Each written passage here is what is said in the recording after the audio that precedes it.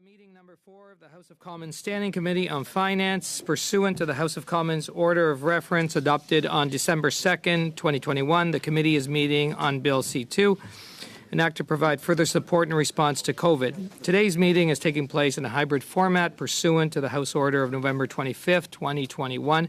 Members are attending in person in the room and remotely using the Zoom application. The proceedings will be made available via the House of Commons website, so you're aware.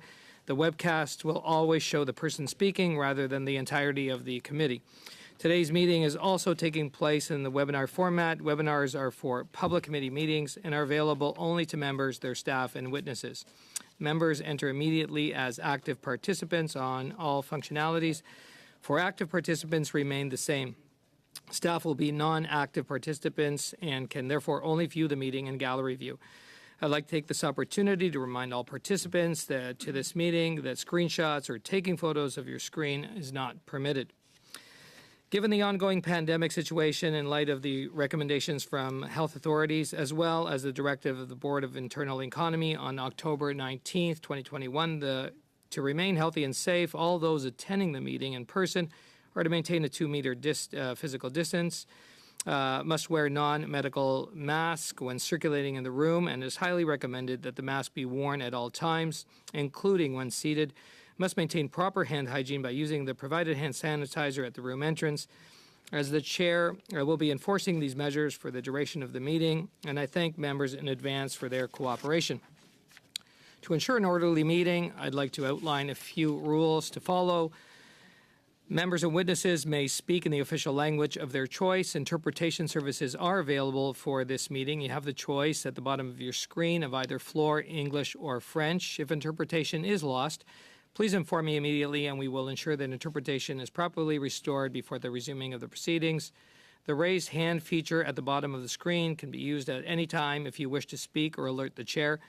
For members participating in person, proceed as usual, as you usually would when the whole committee is meeting in person in a committee room. Keep in mind the Board of Internal Economy guidelines for mask use and health protocols. Before speaking, please wait until I recognize you by name. If you're on the video conference, please click on the microphone icon to unmute yourself. Those in the room, your microphone will be controlled as normal by the proceedings and verification officer. When speaking, please speak slowly and clearly. When you're not speaking, your mic should be on mute. A reminder that all comments by members and witnesses should be addressed through the chair. With regard to speaking lists, the committee clerk and I will do our very best to maintain consolidated order of speaking for all members, whether they are participating virtually or in person. Witnesses and members, I should just pull out this tool I use just so you know when your time is coming up. I'll give you a marker, this 30-second note that everybody will have. Just keeps everybody on track. And witnesses, you're going to have the opportunity to make your opening statements for 5 minutes. And I'm also going to, for the members, just as we get into the questions, if members can have your questions be posed to whatever of the witnesses that you would like to answer those questions, may make things more efficient and help us through the meeting. Now, before us today, we have Campaign 2000. It's Lila Sarangai, National Director. The Canadian Chamber of Commerce, we've got Mark Agnew, Senior Vice President, Policy and Government Relations, and Alla Dragola Burke, Director of Parliamentary Affairs and Small and Medium Enterprise Policy with the Canadian Chamber of Commerce. From the Financial Transactions and Report Analysis Centre of Canada, we have Barry McKillop, Deputy Director Intelligence, and Dan Lambert, Associate or Assistant Director Intelligence Operations. And from the Foundation des Artistes, we have Michel Lemperrier, President of La Fondation des Artistes. And then from the Tourism Industry Association of Canada, we have Beth Potter, President of the association. So we will start off in the order that I went down the list, and that is Campaign 2000. So we have Leila Sarangai for 5 minutes, please. Good afternoon, members of the Finance Committee. Thank you for inviting me to present today. As was mentioned, my name is Leila Sarangi, and I am the National Director of Campaign 2000, a pan-Canadian coalition of over 120 organizations working to end child and family poverty. We take our name from the unanimous federal resolution to end child poverty by the year 2000. For 30 years, we have been monitoring progress towards actualizing this promise and putting forward achievable recommendations. We have said for many years that poverty is not inevitable, but that it is a choice that is made when policies are implemented that keep people poor. Unfortunately, we believe the people in need will be left out of the emergency measures before you. Campaign 2000 has been hearing from member organizations as well as people living in poverty who've been impacted. We have been working with them to develop recommendations, which I'm pleased to share with you today. There are 3 recommendations that I'll focus on, and they include a CERB repayment amnesty, bolstering the Canada Child Benefit and making it more accessible, and an income benefit eligibility and distribution system for people who are outside of the personal income tax system. We have many more urgent recommendations that we've outlined in our national report card, which was released a couple of weeks ago on November 24th and shared with each of your offices, which include addressing growing inequality, income supports, a $0 to $10 a day childcare model that meets the needs of low-income families and is secured in legislation, creating decent work, housing, and healthcare. But before I get further into my recommendations, I'll quickly set the context as we know it. We used the latest tax filer data available and found that despite federal promises, strategies, and programs like the Canada Child Benefit, more than 1,313,000 children are living in poverty in Canada. That's 17.7% of all children, but those rates skyrocket for Indigenous, racialized, immigrant, children with disabilities, and children in lone mother-led families because of the systemic barriers they face. In our year-over-year analysis, we found that only an additional 24,000 children were lifted out of poverty according to the low-income measure, and that at this rate, it would take the federal government an additional 54 years to meet its goal to eradicate child poverty. A riding level analysis showed significant rates of child poverty in every single riding across the country. Children are also living in deeper poverty, with the average single mother's income being $13,000 away from the low-income measure, and the inequality gap is widening. The top 10% of families own as much share of the income as the bottom 50%. It's these individuals and families who've been disproportionately impacted by the pandemic and the related economic fallout. And there's an opportunity before you to start closing the gaps in our support systems that these folks have been falling through. Our first recommendation is a CERB repayment amnesty for all low-income people. For us, this means the following. Immediately cease pursuing repayments for the CERB and ensure no repayment is sought for the CRB, the Canada Recovery Benefit for low-income people. The CRA is getting ready to send their letters out right now, as they did last December, and we believe that this should not happen. Immediately cease treating CERB and recovery benefits as taxable income. This is why it's been interacting with other low-income benefits. Refund all clawed back benefit amounts and legislate that there are no future pandemic benefit-related clawbacks to income programs, including social assistance, rent subsidies, and federal benefits. Your government had encouraged the provinces and territories not to claw back federal pandemic benefits, but it is doing essentially the same thing with GIS and CCB reductions. Immediately reinstate the CRB at the full amount of $500 weekly until employment insurance is reformed. Secondly, the Canada Child Benefit is known to have substantive positive effects for children in poverty who can access it. Our recommendations on there include investing in the base amount so that it reaches those families in deep poverty and extend the pandemic top-ups to all children under 18. Repeal the section of the Income Tax Act that arbitrarily ties eligibility to caregivers' immigration status. They are considered residents by the Income Tax Act. They pay into the income tax system and often have Canadian-born children, and remove bureaucratic barriers to prove eligibility for families who are in informal and kinship care arrangements. Lastly, there are many people who don't file taxes. They are often low income, precariously housed, under or unbanked. In other jurisdictions across the world, there are income security programs that are supported by governments and delivered through trusted charities in communities. There's a large one in South America called Bolsa Familiar. These mechanisms are in place informally through our networks here across the country, and the federal government should look to formalizing and investing in them. This kind of a holistic approach that is aimed at closing gaps in our systems in a time of emergency. Thank you, Ms. Serengay. No one's left behind. Thank you very much. And now we're moving to the Canadian Chamber of Commerce. We do have Mark Agnew and Alla Dragola Burke. You can either one of you take the time or split the time, but you have 5 minutes. No, thank you, Mr. Chair. We'll be splitting our time this afternoon with the committee.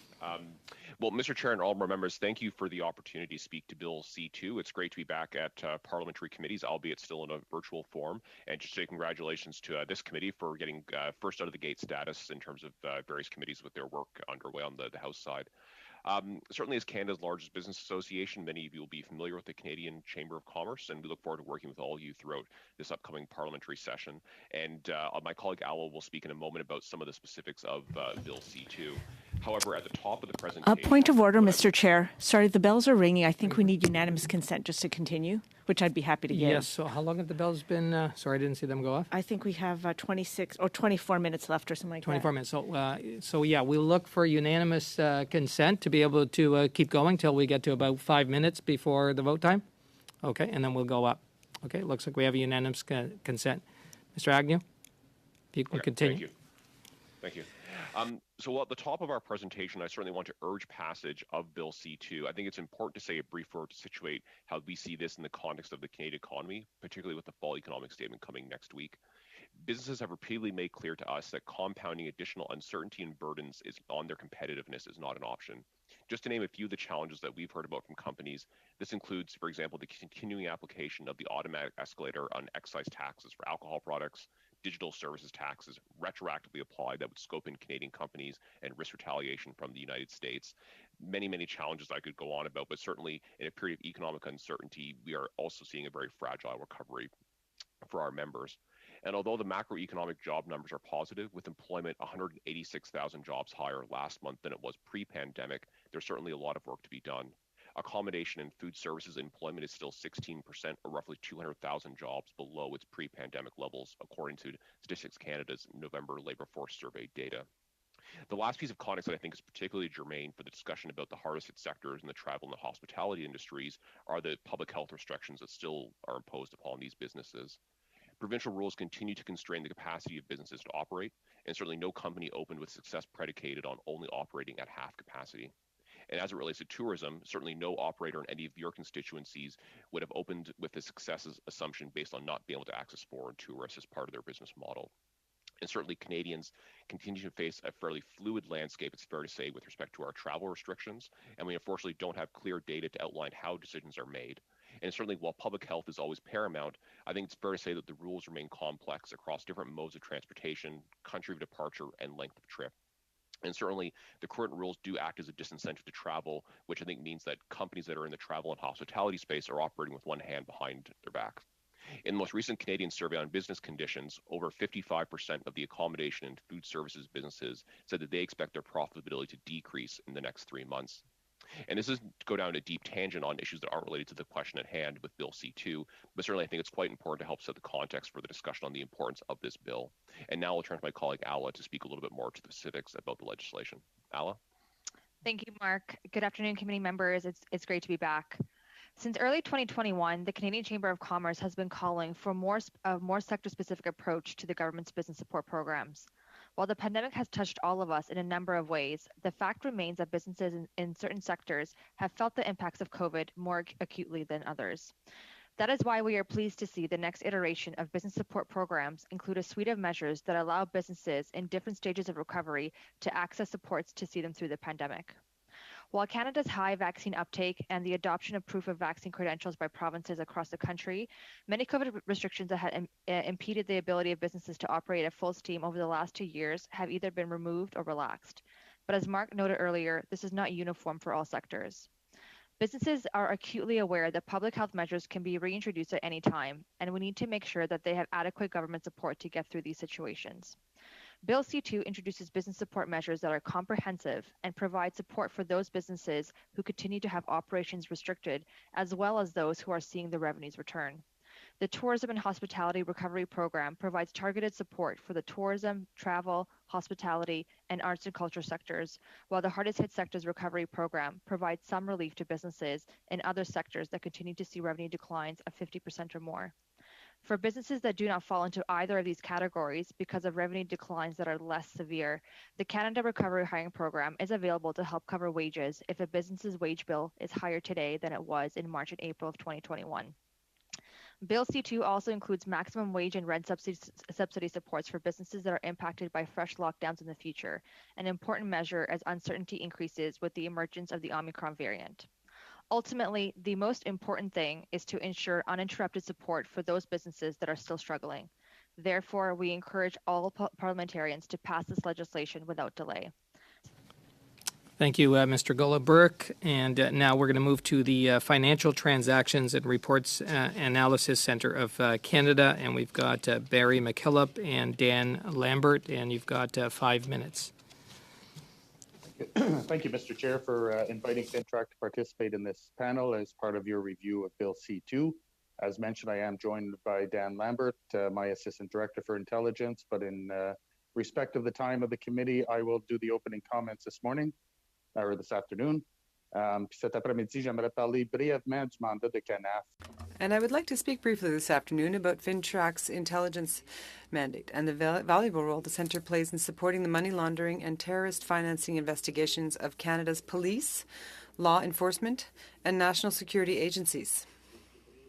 I will also discuss the strategic financial intelligence that we produce, which helps to identify emerging characteristics, trends, and tactics used by criminals to launder money or fund terrorist activities. Mr. Chair, as one of the 13 federal departments and agencies that make up Canada's anti-money laundering and anti-terrorist financing regime,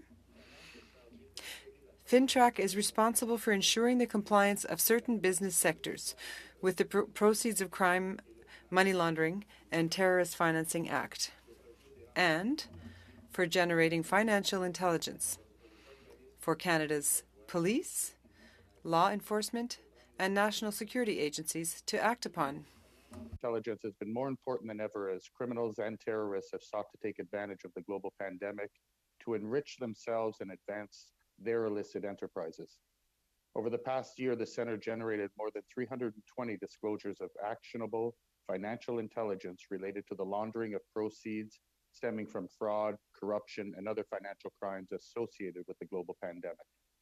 In total, throughout the 2020-2021 reporting period, FINTRAC provided 2,046 disclosures of actionable financial intelligence in support of investigations related to money laundering, terrorist activity financing, and threats to the security of Canada.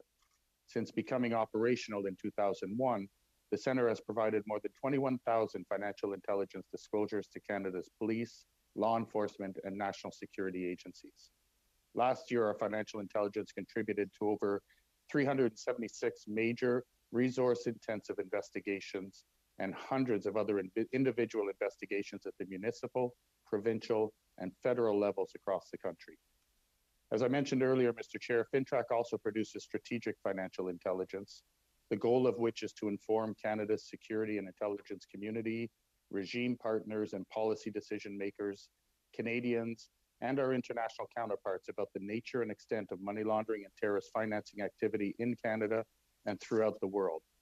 For example, FINTRAC prepared a classified financial intelligence brief early in the global pandemic to help inform law enforcement and national security agencies and select federal departments of the various types of fraudulent activity that was being directed at the Canada Emergency Response Benefit and the Canada Emergency Business Account.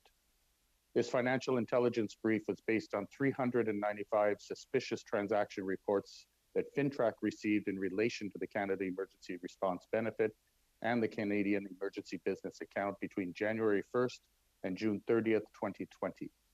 It is important to note that our financial intelligence brief was based on information provided by businesses subject to the Proceeds of Crime, Money Laundering, and Terrorist Financing Act. It is not evidence of any wrongdoing. For context, Mr. Chair, our financial intelligence brief also highlighted that as of August 2020, 8.5 million unique applicants had submitted 23.72 million applications specifically for benefits under the Canada Emergency Response Benefit Program alone. Following this classified brief, the Centre also produced and published a special bulletin identifying increased money laundering risks associated with the global pandemic.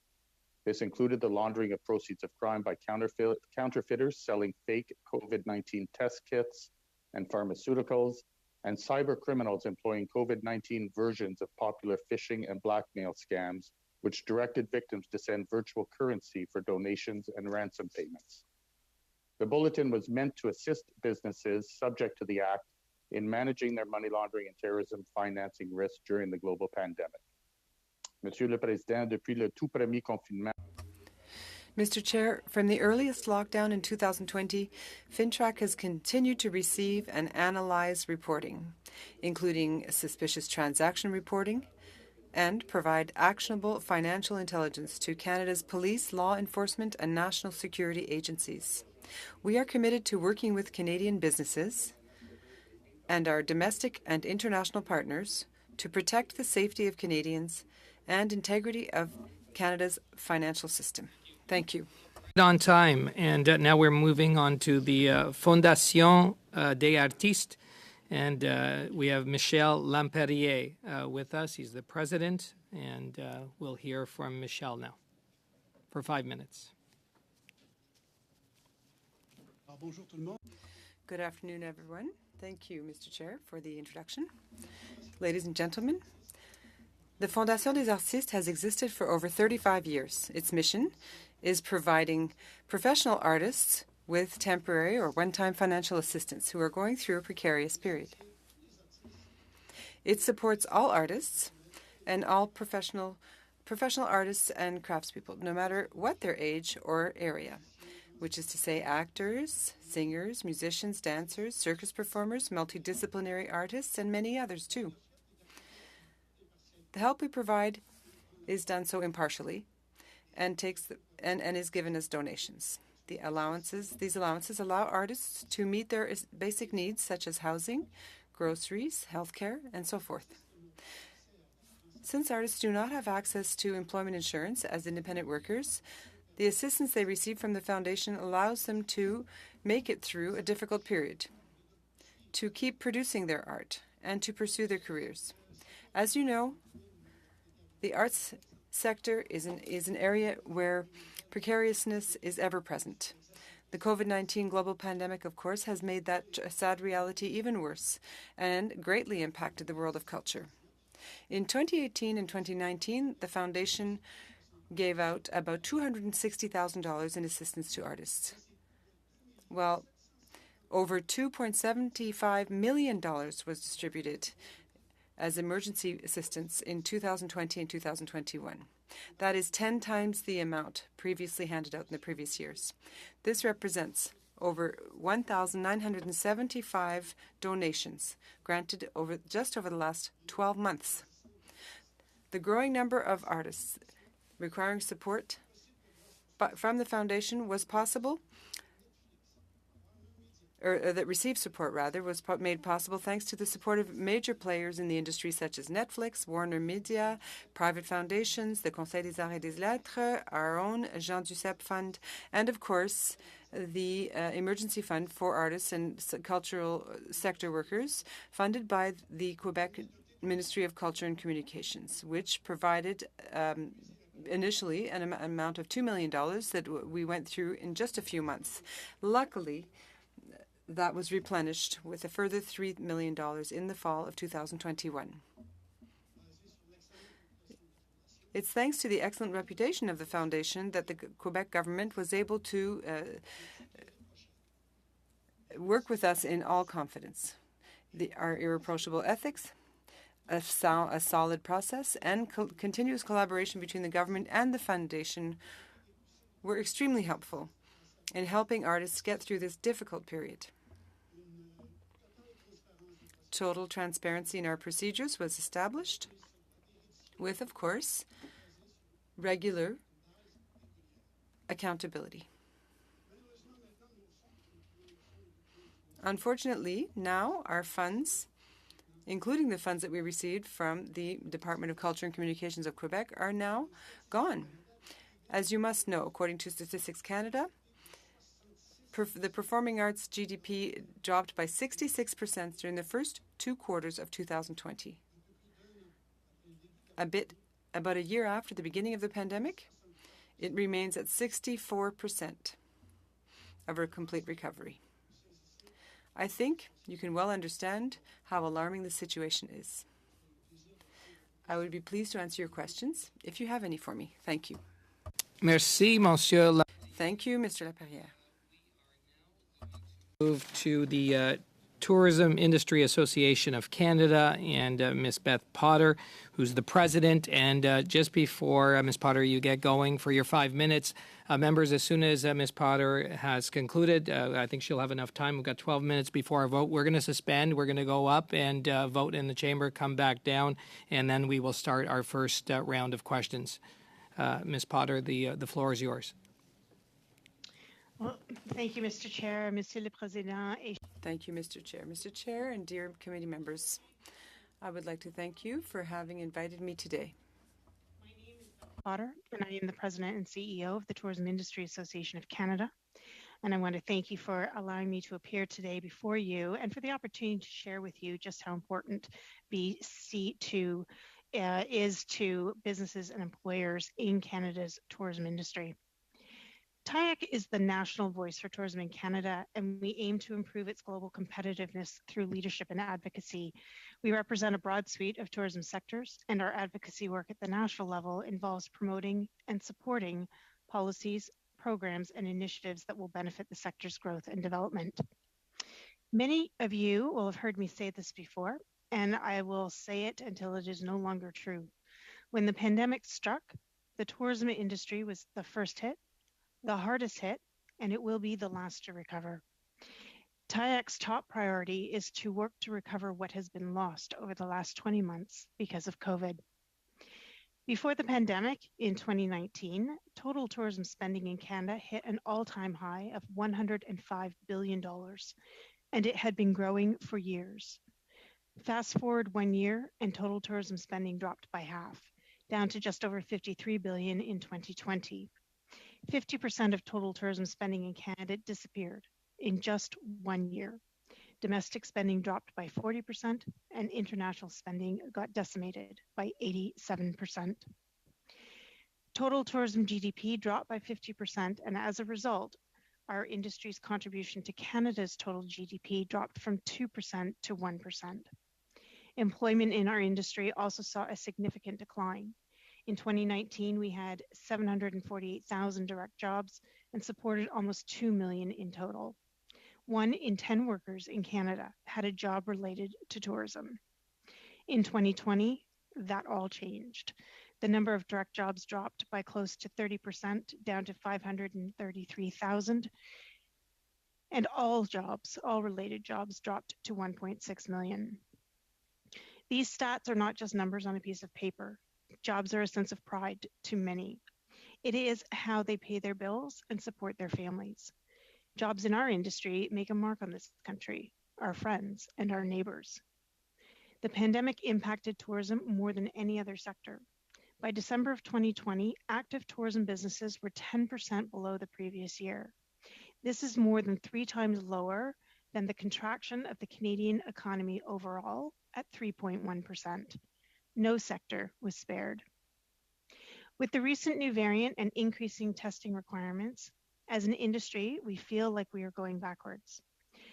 Tourism businesses and the many thousands of workers they employ are still today at serious risk without continued federal support, especially over the winter months until higher tourism levels are expected to return in the spring. This, of course, assumes new variants are kept under control and new infection cases continue to decrease. Since the onset of the pandemic, the industry has effectively lost 2 full seasons as borders were closed and other travel restrictions and lockdowns were in place. Businesses have faced crippling revenue losses, drained financial reserves, and have taken on substantial debt. Without the financial support provided by Bill C2, many companies simply will not survive the winter, and many more jobs will be lost. It is imperative that the support provided pursuant to Bill C2 be made available to all eligible tourism businesses, including Indigenous tourism businesses. Before the pandemic, I would note the growth of the Indigenous tourism sector was outpacing the industry as a whole. I would also highlight that emergency support programs put in place at the onset of the pandemic did not respond to the realities of many Indigenous businesses. We appreciate the support Parliament has already put in place, but as the rest of the economy recovers, the tourism industry continues to deal with changing restrictions and capacity limits, and that is why we have advocated for sector-specific support. As such, TIAC encourages the passing of Bill C2 as quickly as possible. We also look forward to working expeditiously with all MPs during this parliamentary session towards the development and implementation of a number of strategies to address other critical issues related to the Indigenous tourism sector, the significant labour shortage, and rebuilding overall traveller confidence. By working together over the months and years ahead, I am confident we will achieve our mutual goal of recovering Canada's travel economy and regaining our leading competitive position in the global tourism market. In closing, I wish to express my deepest appreciation for the leadership each of you and your respective parties have demonstrated in support of helping to rebuild Canada's tourism industry. While I've delivered these remarks in English, I would be pleased to answer questions that you may have in either English or French. Je vous remercie. Thank you, Ms. Thank you very much. And merci, Ms. Potter. Yeah, so members, we're going to suspend right now. We're going to go up and vote, and then we will be right back. And for the witnesses, the clerk will keep the witnesses informed in terms of timing and when we will be back. Should be about maybe, hopefully, let's hope for 15, 20 minutes, but we'll see how this goes. Thank you.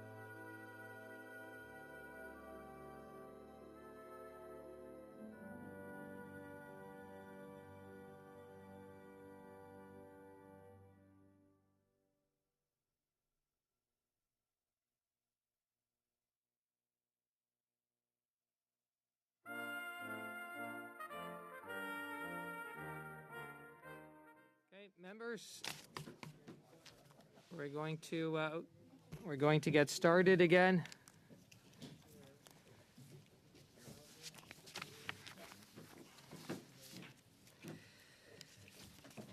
Okay, so we're back to order, and we have our first round right now of questions. Will be 6 minutes each for each of the parties. We are going to start with the Conservatives, and I believe it's is it Mr. Stewart first?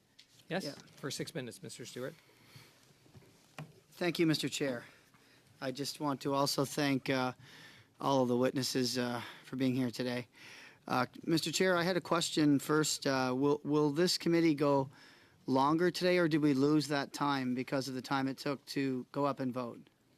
Yeah, we would like to get the 2 hours in, so we will add on to our time.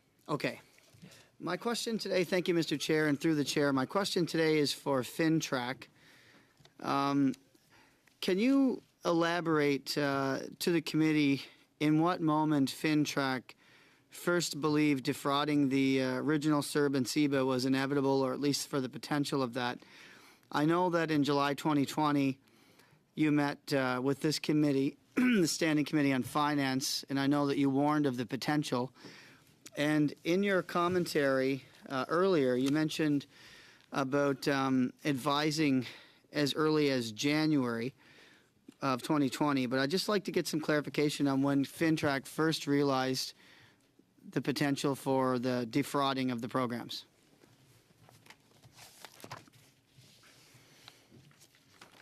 Thank you for the question. FinTrack started to receive suspicious transaction reports from our reporting entities around the month of June. And it was really for the most part, our large financial institutions that were reporting on a number of CERB benefits that were coming in with certain clients, and they would see clients receiving benefits under different names and so forth. So that really tweaked them to the fact that that may be odd, it may be suspicious, and they reported that, as they should, to FinTrack, given that if it were in fact fraud, that the proceeds of that would be related and linked to money laundering. So when we receive reports like that, we certainly examine those. We do our analysis, and if we meet our threshold, we disclose that to law enforcement, either the RCMP or police of jurisdiction or both. So it was around the month of June that several of the banks started noticing these types of deposits and suspicious deposits going into the certain bank accounts. Thank you for the answer. Another follow-up question to that. Was FinTrack consulted during the drafting of the original bill? We're here today to talk about Bill C2, but curiosity, the original bill, which held the CERB and the CEBA programs, I wondered if FinTrack was consulted on the drafting of that bill to sort of assist the government or assist the Canada Revenue Agency with the type of preventative measures that might prevent the potential for what we're discussing here today. Not to my knowledge, sir. Is it customary for FinTrack to be consulted by the Canada Revenue Agency or the Government of Canada Finance Department? Are you the type of group that the government would consult before making this type of bill? Typically, as an independent agency, we would be consulted on a number of different bills going forward, but typically those are the ones that are related to either money laundering or terrorist financing or threats to the security of Canada, that is really our remit, and that is where we specialize in the intelligence world, and that's usually the topics on which we would be consulted if there were a bill going forward that related to those topics. Another question I have too is, can you define, I mean, obviously there was 395 suspicious transactions early on.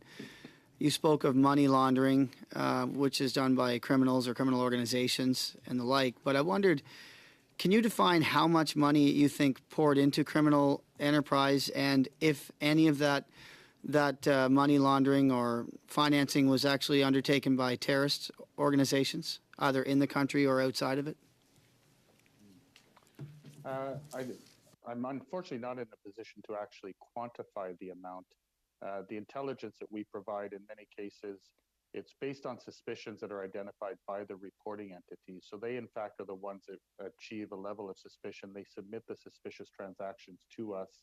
If we meet our threshold and we suspect that it may be relevant to a money laundering or terrorist financing investigation, then we will further disclose the STR in this case and or other related transactions to law enforcement or our national security agencies for investigation. And it really, because what we provide is intelligence, it's not actually evidence that we provide. And our intelligence becomes one part of an investigative puzzle. And it's really only at the end of that investigation or throughout that investigation by law enforcement that they would actually be able to identify whether in fact it was fraud that was committed, or if it was perhaps a misinterpretation of the way the money was coming in, or who was assisting family members, or whatever the case may be. So the fact that we do the disclosures, and we've done many disclosures, may or may not result in fraud charges. So it's not because I disclose that it's definitely a fraud. It's simply that we're disclosing because we suspect that the intelligence we have would be relevant to a money laundering or terrorist financing investigation if one were undertaken. Thank you. Was FINTRAC consulted by CRA or the Government of Canada for the drafting of Bill C-2? Not to my knowledge. If we were consulted, it was not in my area. The intelligence sector of FINTRAC was not consulted. I do not believe that we were consulted, no. Okay, thank you very much. And now we're moving to the Liberals. Ms. Zarowitz for 6 minutes. Thank you so much, Mr. Chair. And I want to thank all the presenters for their excellent presentations. And thank you so much for your patience while we were voting upstairs. My first question is going to be to the Canadian Chamber of Commerce. I think it's important for me to just sort of list off sort of a little bit of the state of our economy. We have the lowest GDP to debt ratio in the G7. Over 106% of our jobs have been recouped. Our business confidence is up. Stats Canada has reported that in Q3, our GDP growth is 5.4%. Canadians are saving more, and a number of our international credit agencies have reaffirmed our AAA rating. In spite of all this, and I think you've mentioned this, and I think it was you, Mr. Agnew, who mentioned this, in spite of all this, we know we're not out of the woods yet. We know that the recovery, as we're trying to get out of COVID, is uneven, and we're still battling COVID. We know that public health measures continue to restrict our economic activity, and we know that the trajectory of COVID and its variants remains uncertain and unpredictable. As you know, a key part of C2 is moving away from the broad-based supports to more targeted supports. Do you agree with this approach? So being more targeted in our approach as we move forward? Yes. So in terms of our, but both business sentiment, I think the challenges that we're seeing mostly are in the hardest hit sectors, as we call them. They're the ones that haven't seen the job increases that have come back. And certainly, we recognize that there is a limit to what, the public purse can ultimately bear, and that we do need to make sure that, public spending is being managed appropriately. Okay. And I believe, I'm not sure if it was you or if it was Ms. Dragola Burke who mentioned this, but I know that you've stressed the importance of passing this legislation before Christmas. But would you mind if you could speak or elaborate a little bit more about how your stakeholders would be impacted if these programs are not in place until maybe as far as February? Yeah, absolutely. I can take that question. One of the important things that we saw that came out of the most recent Canadian survey on business conditions was that businesses in the accommodations, food services, arts, entertainment, recreation sectors were the ones who were most likely to say that if these programs were not to continue, they would have medium to high impact on their business's ability to survive.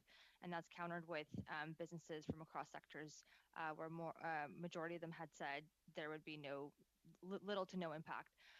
So for us, the most important thing is to see these supports continue uninterrupted. They are targeted for the most severely impacted businesses across sectors. So it is, for us, the most important thing is to see these continue uninterrupted immediately. Okay, thank you for that. I appreciate that. And as you know, if you look at the breakdown in C2, we have a section for tourism and hospitality recovery program. We also have the hardest hit business recovery program. And under that specific program, we actually list off very specifically a number of key sectors, more specifics in terms of supports for key key businesses, key sectors within the hardest hit sort of sectors. So my question to you is, do you agree with the list, and was the Chamber of Commerce consulted? Yes, I would say that I think the list broadly reflects the discussions that we had with officials in Minister Freeland's office in advance, and expressing some of the views that we had about how it should be done. So yes, I think it's fair to say broadly content with the list. And since we're on the sort of section around the hardest hit business recovery program, how can this program address the uneven recovery that we're seeing? And I think it's something you've mentioned, that there's a lot of businesses that are doing quite well, but there's a lot that are not. So how is it that the supports that we have here, how can it address the uneven recovery that we're seeing? I think it's an important question. One of the things I would say is, as Ms. Potter mentioned in her comments, that the tourism sector, for example, was the first hit and it'll be the last to recover. So it's important that businesses in these sectors have the same ability for supports until they're able to get to a place of recovery that businesses across other sectors had. And I think that's where other programs like the Recovery Hiring Program can come in for those businesses that are doing better, that are increasing their workers' hours or wages. They can still see some of that support, but we are making sure that we're taking a balanced approach with our fiscal management to make sure that we're continuing supports for those that really need it, and being able to help those businesses that are recovering transition away into a better place. Thank you. And maybe my final question is for Ms. Potter from the tourism industry. Perhaps you can elaborate, and I think you spoke about the importance of passing this legislation very quickly, but if you could maybe elaborate a little bit more about how your stakeholders would be affected if these programs are not put in place, perhaps until as far as February. Well, and thank you very much for the question. And I'll just say that so many of these businesses have missed 2 full seasons now of revenue generation. And so they have burned through any kind of reserve that they had, any kind of savings that they've had. They've taken on as much debt as they can afford to. And it's this kind of program that will afford them the opportunity to continue to keep their staff and keep the doors open during these very lean months over the winter until they can start to see revenue generation begin to climb again. They just don't have the cash flow. And that's why it is so important that this program continue uninterrupted. Thank you, Ms. Sarowitz. That's your time. We're moving now to the block, and Monsieur Champoux. Merci, Monsieur le Président. Thank you, Mr. Chair, and I'd like to thank the witnesses for being here today, for your being here, and for being patient. It's not an easy day. Mr. Chairman, over the last months and during the useless campaign that we had this fall, the Bloc Québécois mentioned and emphasized and insisted on the fact that it was important to maintain certain programs for those economic sectors that would have the most difficulty recovering from the pandemic. Amongst those, there are a few, like culture. The culture does not appear at all in Bill C2 that we're talking about today. We were all expecting. There's nothing in there for the independent workers in the cultural sector. And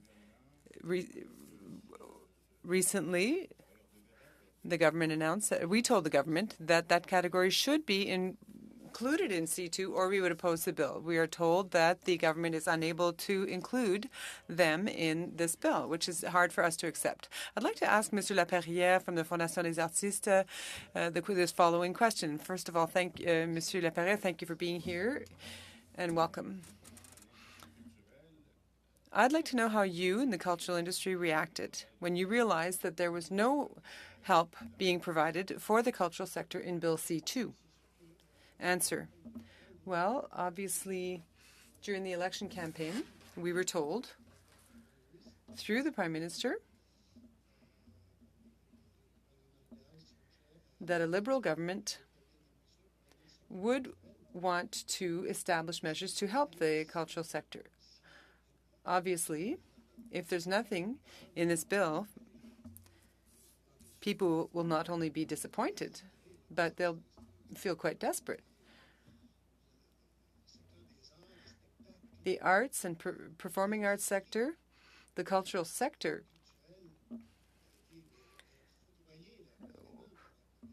was partially destroyed by COVID, and it's not over yet. Everything that has to do with live performances especially, because even though theaters have reopened, people have been told for the last 2 years that it's dangerous to be indoors with other people, so people are hesitant to purchase tickets and come back to see music, theater, dance, all of it. Question. So, I'm sorry to interrupt you. So, you're mostly talking about independent workers and self-employed artists that are affected by this. Some people were able to benefit from some of the measures if they weren't self-employed. Were you explained why there was nothing for the cultural sector workers in this bill? Did you speak to any officials who explained the logic underlying this lack of support? Answer. Listen, I introduced myself as the president of the Fondation des Artistes, but I'm also the vice president of l'Union des Artistes du Québec. So no, we haven't yet received any explanations as to this lack of support or oversight. I hope we do receive some soon. Question. This morning, the Bloc Québécois, during a media scrum,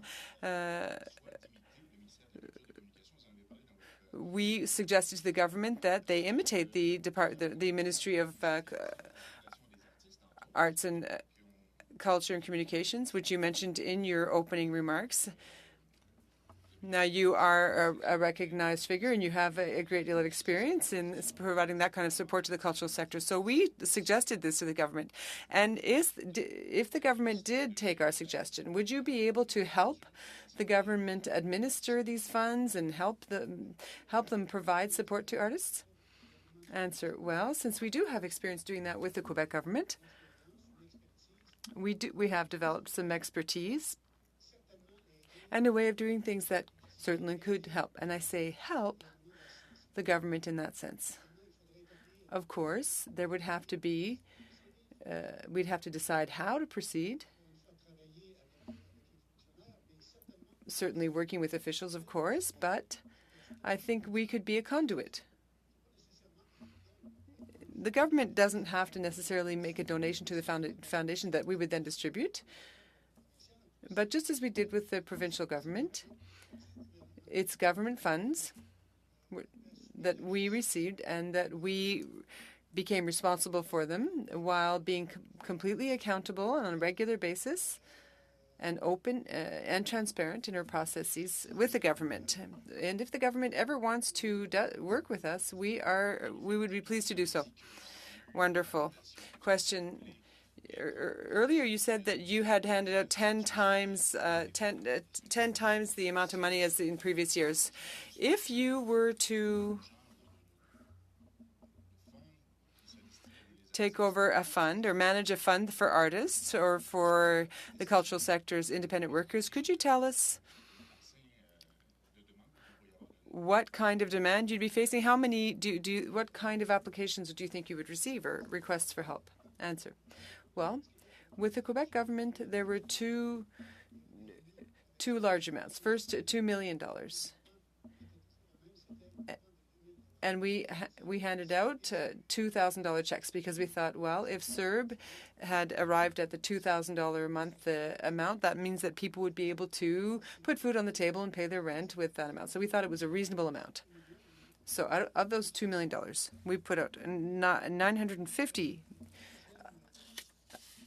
checks, and then the government gave us a second envelope, which was $3 million. And so far, we have granted 1,400 donations. We have a little bit of money left from that fund, but very little. Thank you, Mr. Laperrière.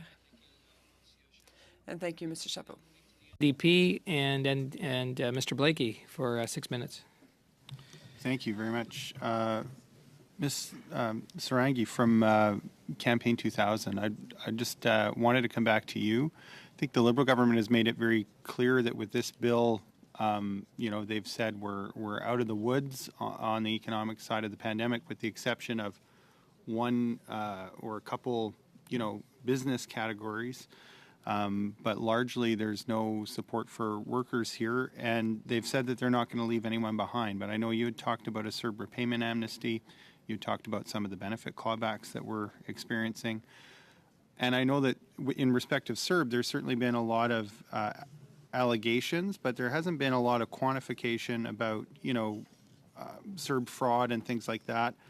I'm just wondering, can you let the committee know who some of the folks that are really in distress over CERB repayments are? Thank you very much for the question. I think it's so important that we don't lose sight of the individual community members who are struggling. I've been receiving emails and phone calls from people from coast to coast to coast. This isn't, relegated to one part of the country. This is an issue that's happening across the country.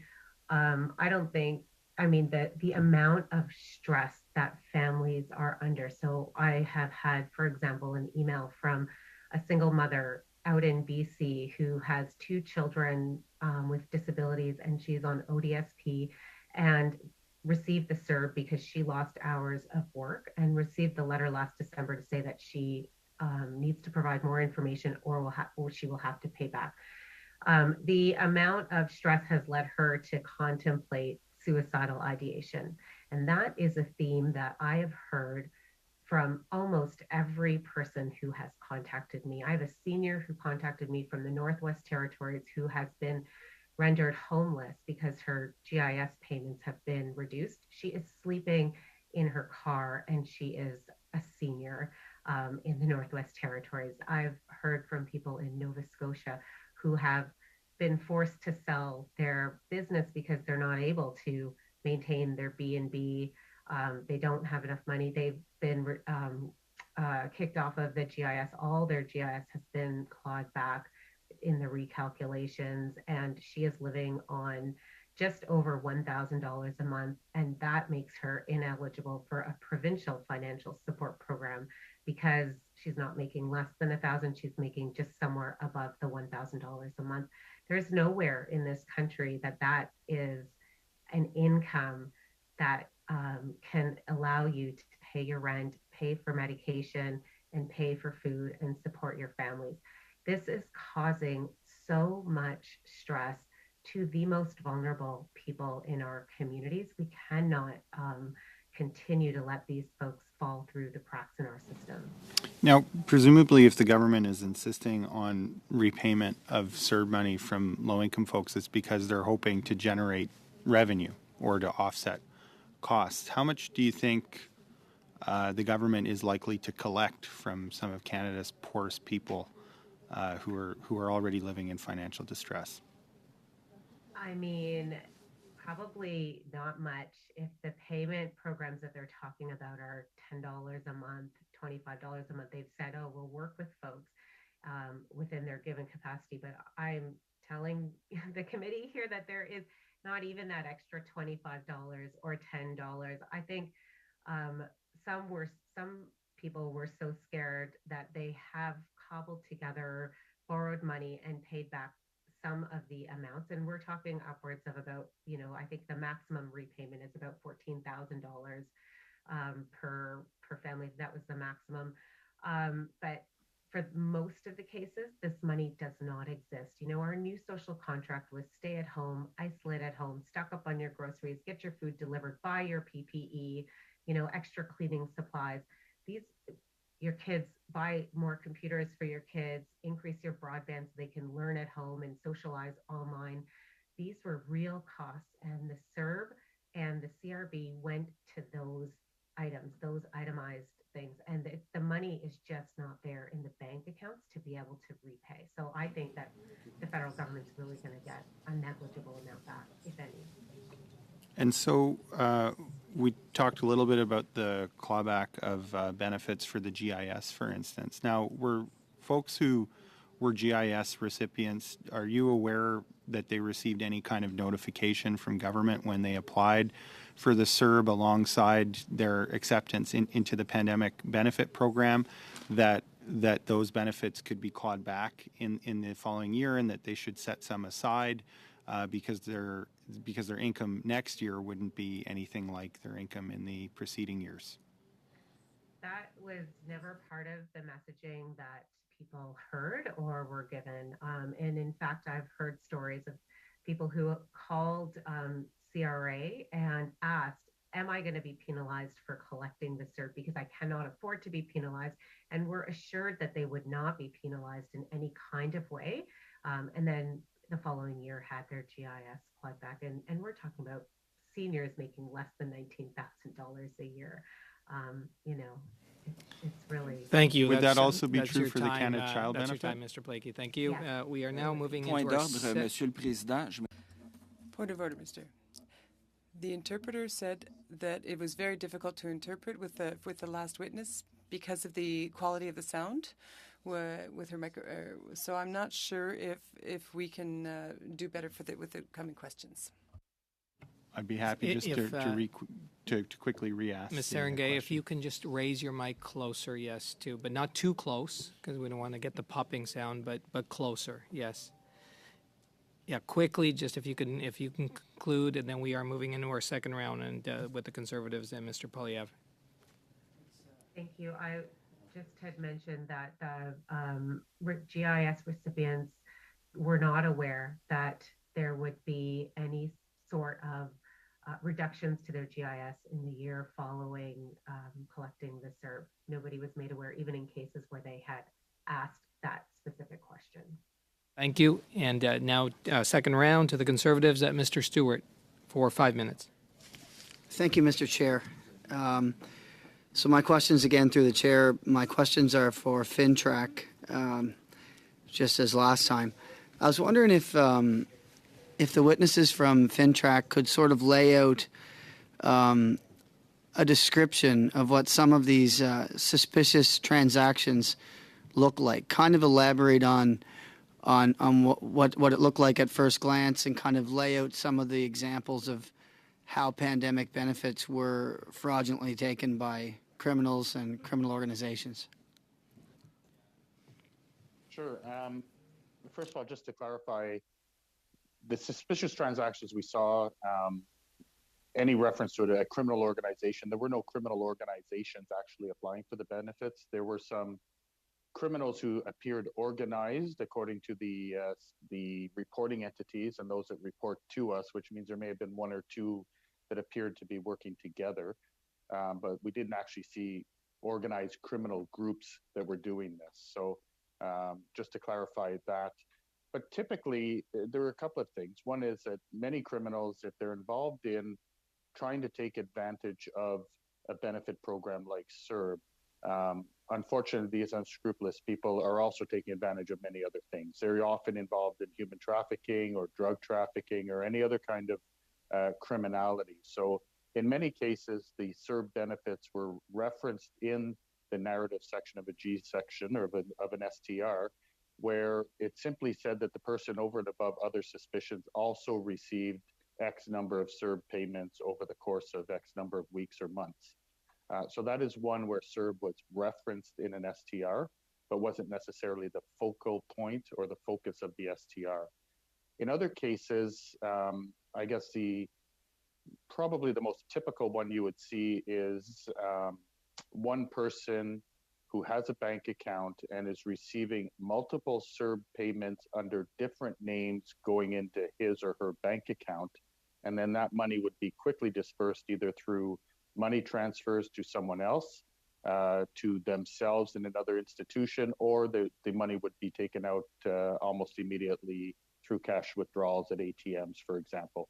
But it was what tends to be the main or the primary indicator were CERB benefits going into a single bank account, although the benefits themselves were being provided under different names, which would suggest that there was some stolen IDs involved here. So someone would steal other IDs, other credentials from other people, or create fictitious names with fictitious credentials in order to receive the benefits directly into their bank account, and then they would remove that money from the bank account as quickly as they could.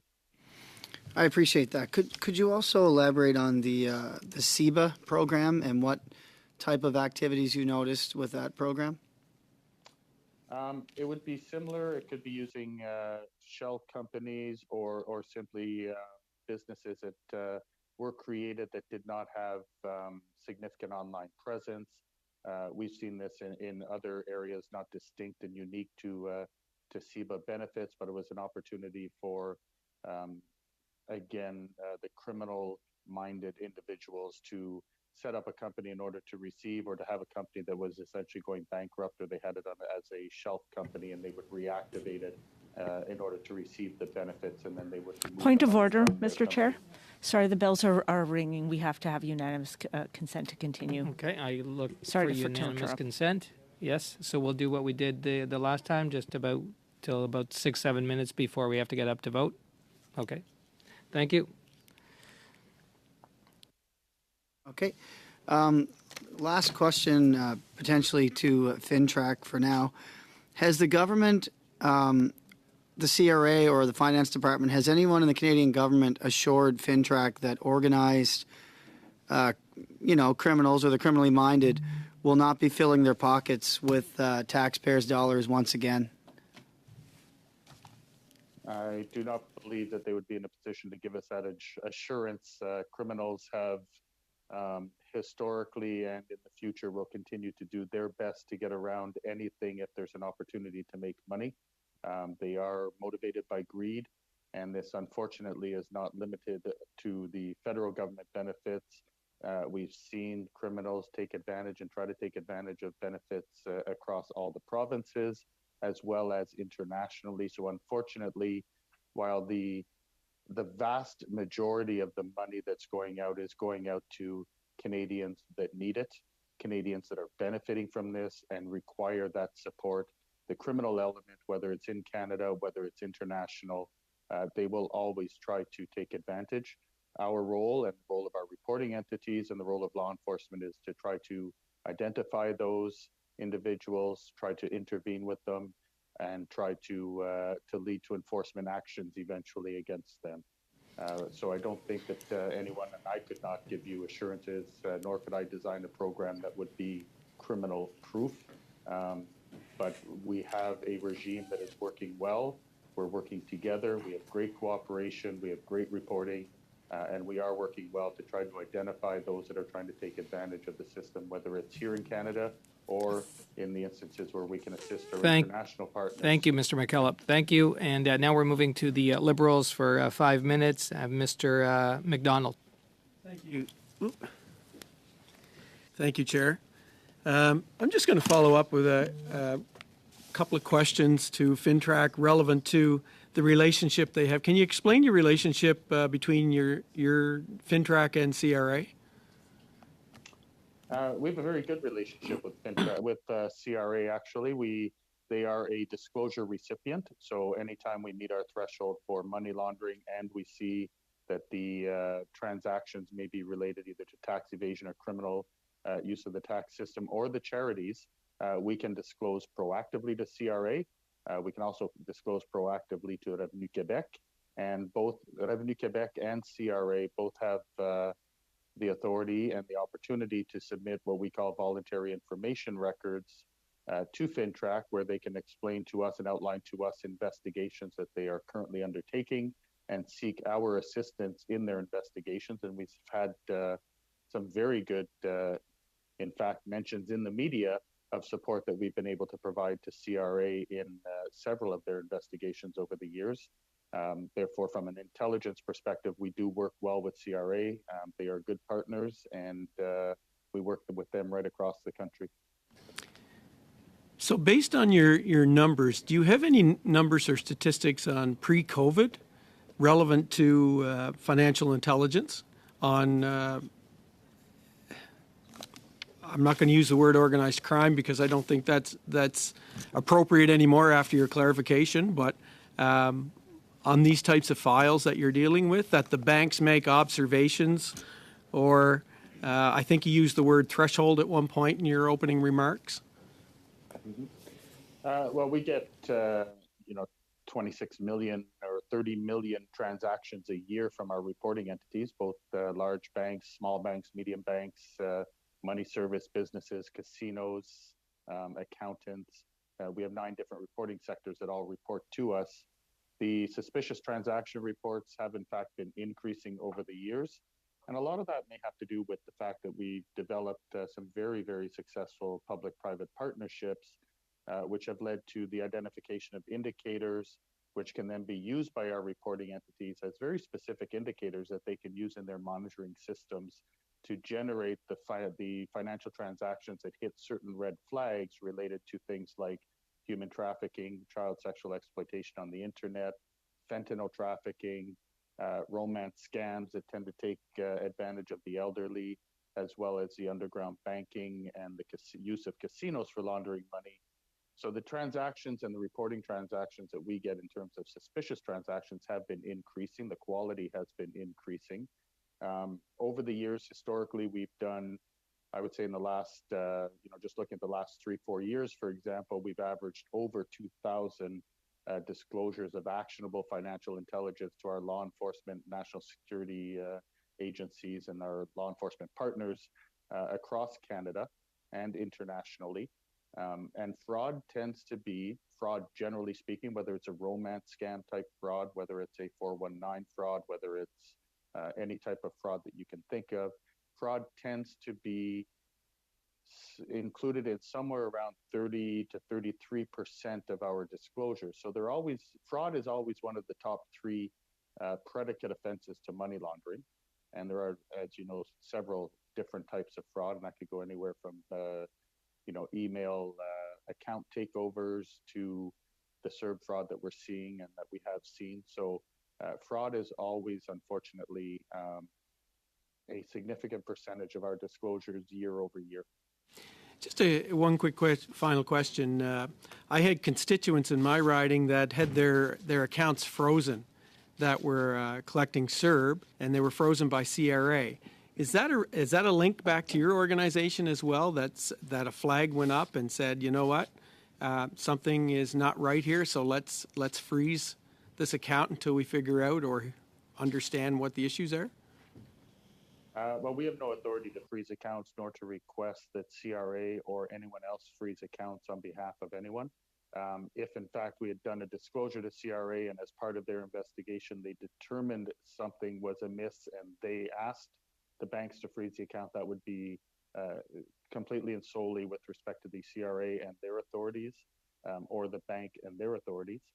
But it would not be a link back to us in the sense that we are not involved in the investigative component once we provide the intelligence. Thank you, Mr. McDonald. That's your Thank you very time. much. Now we're moving to the block, and Mr. Champeau. Merci, Monsieur. Mr. Champoux. Thank you, Mr. Chair. I'd come back to Mr. Laperrière. We were having a very interesting conversation earlier, Mr. Laperrière. I have a persistent worry since we realized that the cultural sector's independent support programs were coming to an end and that we may lose expertise. We know that independent workers in the cultural sector are often people who have a great deal of expertise and a particular passion. Without financial support, we can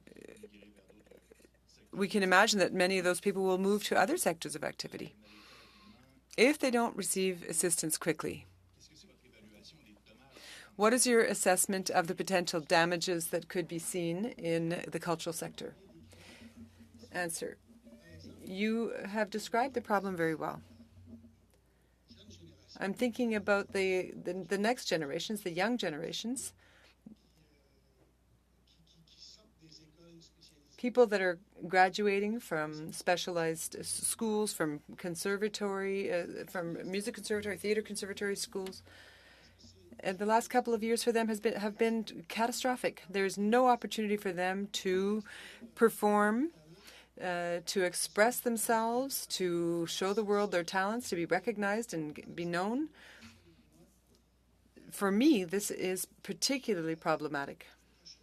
The other thing is, at the foundation, the spirit in which we work, and I'm thinking of people who are established, we're just here to offer them a one-time form of assistance or temporary assistance just to allow artists who are going through a particularly difficult time right now, which is normal, in order to allow them to pursue their careers. If they cannot, well, they might become Uber drivers, I don't know. But certainly, at a certain point, people have to be able to earn a living. Question: with no more access to CERB, no more, and they're not eligible for employment assistance. Don't you think it may be too late if it takes too long for them to receive assistance? We're going to have to think about helping them as quickly as possible. Definitely, we have to go quickly, but not in too precipitous a manner. We should be using the same model that the Quebec government used. And I'm not just thinking about Quebec artists, I'm thinking about my colleagues across the whole country. Thank you, Mr. Laperrière. 2.5 minutes. Mr. Blakey. Monsieur Laperrière, vous avez parlé tantôt d'un... Mr. Laperrière, you talked about earlier about a model. You helped the Quebec government deliver funds to help independent workers in the cultural industry, but don't you think a program such as CERB or the recovery benefit would be better for independent workers since it comes directly from the government and that it's a fixed amount that comes at regular intervals? It's undeniable that program helped many, many, many people. Not just in the cultural sector, but I heard someone earlier talking about hospitality sector. There too, of course, especially when we know that for people in the cultural sector, Plan A is to work in arts and culture, and Plan B is to go work in restaurants or hotels. So they were, this was catastrophic for them on both counts. But yes, those programs really helped people a great deal, not just in the cultural sector. So whether that can be prolonged, those system of payments, I don't know. Avec ces deux... Question. With those two, the lockdown benefit, as well as the recovery benefit, would that be a good thing to offer to independent workers in the cultural industry? Whether they are ordered, whether there is a lockdown in their jurisdiction or not? Answer: that's certainly one of the better solutions. Yes, I'm answering yes to your question. Thank you very much. Potter from the Tourism Industry Association. We know that there are a lot of people who are self-employed in the tourism industry that won't be covered by the measures in C2. Do you think it would be helpful to have access for self-employed people in the tourism and hospitality industry have access to the Canada Worker Lockdown Benefit, notwithstanding whether there's a lockdown order in their particular region? You know, access for sole proprietors has been a real challenge across many of the programs that have been available through COVID. And so certainly we are constantly looking for an opportunity to course correct on that one. And so, you know, if there was that opportunity in Bill C2, then, you know, we would of course support it. You know, our whole priority really is to get back to work, and so you know, we want these programs to be in place, but we'd like to not have to use them if we didn't have to. So yes. Thank you, Ms. Potter. And now we're moving to the Conservatives. Mr. McLean for 5 minutes. D'abord, laissez-moi. First of all, please allow me to thank all the witnesses here today for joining us for this conversation. Colleagues' questions here to Mr. McAlop. Just the questions on the financial transaction report, and thank you for your annual report, where you indicate that the number of suspicious transaction reports from 2019-20 rose to 386,000 from 235,000 the previous year. Can you give us a brief explanation of why that may have occurred, please? Sure. It's for a couple of reasons. One is increased reporting by our reporting entities. I think we're seeing the benefits of our public-private partnerships. We're seeing the knowledge of potential money laundering indicators and our sharing of those indicators with our reporting entities. Where we have lots of consultation with our reporting entities. We talk a lot with them about what is required in terms of good STRs. So from that perspective, we're seeing, I would say, increased monitoring in terms of applying indicators, the advent of technology and the ability to use algorithms to identify transactions and identify suspicious transactions within institutions. Okay, well, thank you. Thank you. So something extraneous to the programming that we're talking about here today is the gist of what I'm hearing. Correct. Good, thank you. You did speak earlier about money was coming in and was going into accounts of existing family members. Can you elaborate on that, please? How you determined that family members were benefiting from one claim? I'm presuming that would be in some kind of corporate account where split income was happening amongst family members.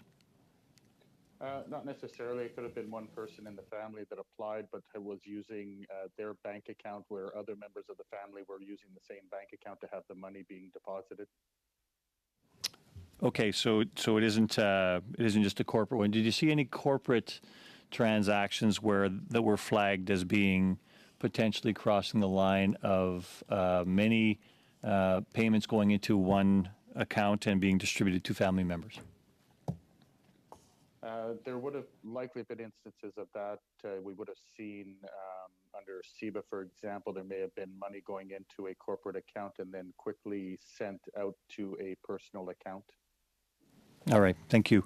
I'll turn now to Ms. Potter of the Tourism Industry Association of Canada. Thank you for being here today, and thank you for the contribution your industry makes to Canada. It is a net benefit, and I really appreciate all that your members bring. There's some details around the programming here that I was curious about. What percentage of tourism revenue occurs in the spring to summer to fall months in Canada? Call it the middle 6 months of the year.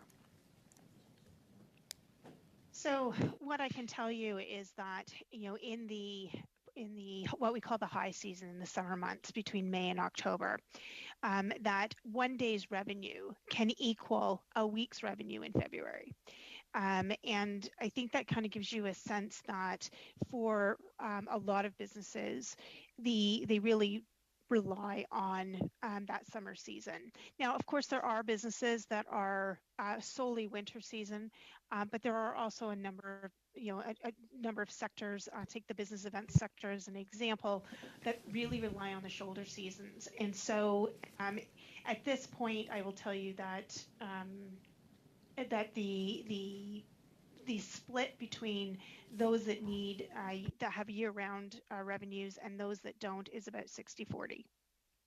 So as far as the tourism revenue itself that's allocated in what you call that summer season, let's call that the middle 6 months of the year, what percentage in Canada does that represent of the total GDP that comes into the tourism industry, please? So of the $105 billion in spending that we realize in a year, you would allocate about 60% of that to those 6 months. Well, thank you. And one final question on that. Do you see any problem with the reduction that's going to happen in the months that are leading right up to the high season? I may have to wait for another round, Mr. McLean. We are moving over to the Liberals and Madame Chatel for 5 minutes. Merci. Thank you, Mr. Chair. And I'd like to thank all the witnesses who have joined us here today. and for sharing their expertise with me. My question is for Mr. McLeod. For the work done at FinTrack, which is extremely important.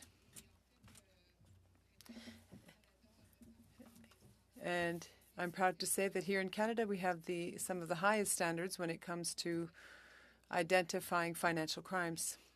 You talked about collaboration, which is something that's very important for the government. That is focusing on collaboration through projects such as creating a Canadian agency for financial crimes. What I found most interesting in developing bills and standards, and I know that you participated in consultations in developing those standards, you talked about red flags, which is one of the very important standards, ensuring that financial institutions such as banks can quickly identify financial crimes or transactions that might be fraudulent. I'd like to know which mechanisms were triggered to let the government know that there may be a problem and maybe not, but let's check. Thank you. Thank you for the question. It really is based on collaboration. The relationships we have with our reporting entities, whether we're talking about banks or other entities, we work closely with them. One of the things we've set up are operational alerts. These are documents that describe exactly what the problem is. The first operational alert that we had was under a project called the Project Protect. It has to do with human trafficking. And we were able to identify that this problem existed in Canada, but we also identified very specific indicators in financial institutions. We established those indicators together with financial institutions and the enforcement agencies. We consulted with the RCMP. We validated the indicators that we identified to be sure that these indicators would be useful for flagging suspicious transactions. Once we implemented those indicators, all the concerned agencies received those indicators and were able to use them in order to reinforce their own capacity to identify suspicious transactions and to report with better quality reports and with better to better be able to assist us and then pass on cases to our law enforcement partners or other partners with whom we're working. For example, in the funding in identifying terrorist financing activity. Question. Thank you so much. When you talked about disclosures, alerts, and you're saying that the quality is increasing, the number of indicators and alerts is increasing, and the nimbleness of the various partners and agencies and entities that identify these transactions, that their capacity, given these new technologies, have increased. And therefore, we see more efforts, more disclosures, and more fraud being identified. Answer, yes, they certainly haven't transformed their entire systems from one day to the next, but of course, in continuing to work with them and implementing indicators that are truly linked to transactions. So we're not necessarily just adding new ones on, but identifying the right ones, putting them in place, saying, look, if there's a transaction that flags this indicator, and then there's another indicator that's tripped and another one, well, we look at the whole picture, and altogether that may lead us to money laundering activities. We're going to suspend now and for our vote, and then we will be back to the witnesses for our last third round. Thank you.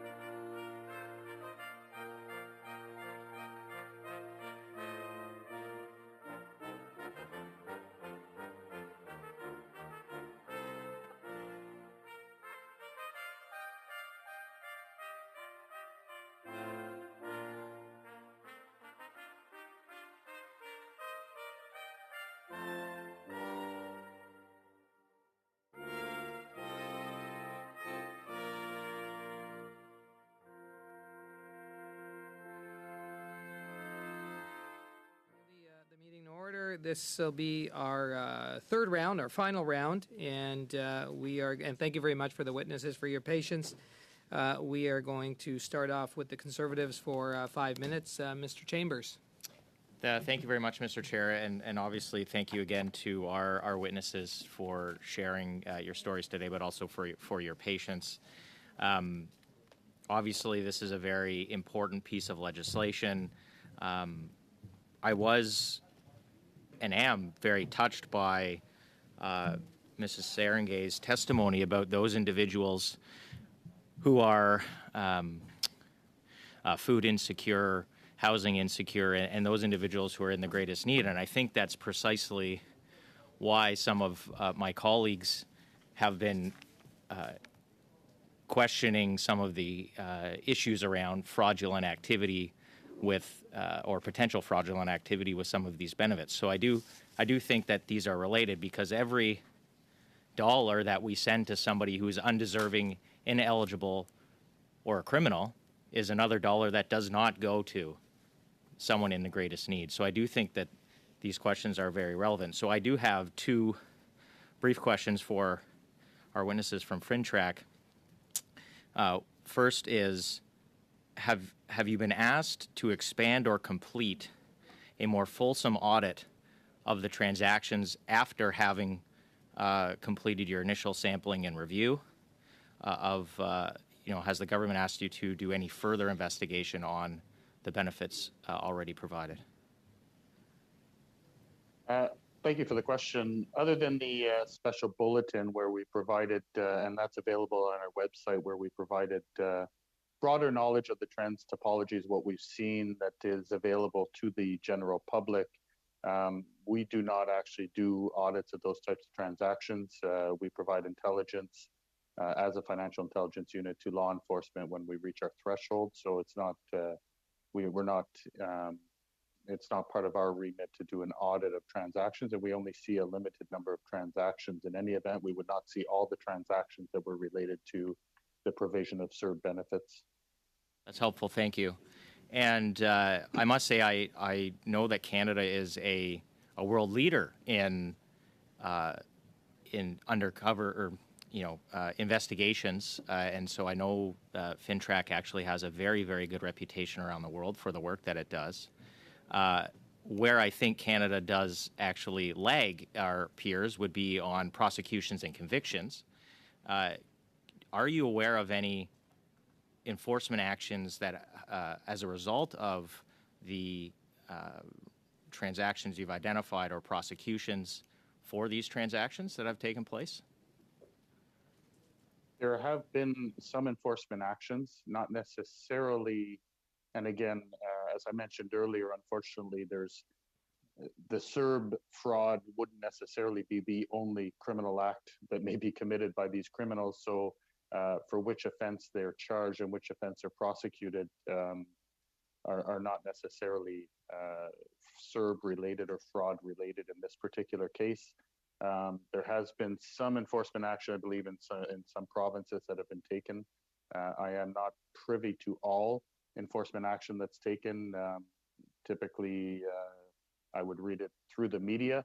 I'm not, while my partners are very, very good at trying to mention us when FINTRAC is a partner in the investigation or in the overall investigation that's taken place, we're not always mentioned, so I don't always see the end result of the intelligence that we provide, although I do have confidence in my law enforcement partners across Canada that they're doing their best to do the investigations.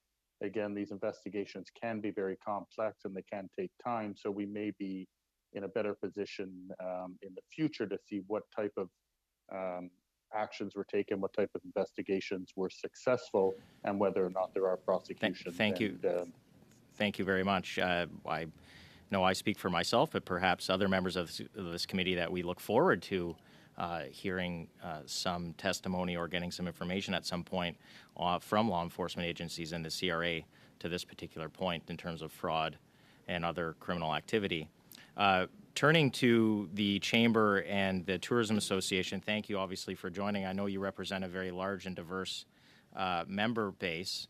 As I understand, there are multiple issues around why a business may need financial support, and I don't think any of my colleagues here would dispute the businesses who have raised their hand and those in need. I'm wondering if you could elaborate on a couple items that we have not spoken about today. So that's your time. So, but you may come up with what your colleague or yourself in this round.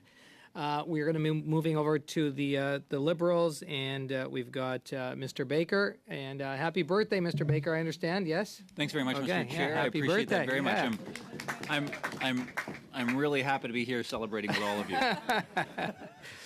And you've got 5 minutes. Thanks very much, Mr. Chair. Appreciate it, and thank you all for your for celebrating with me. My first question is for the Tourism Association of Canada.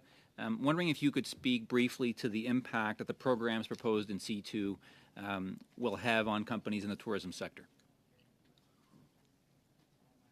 Well, thank you very much, and through the chair, happy birthday to you.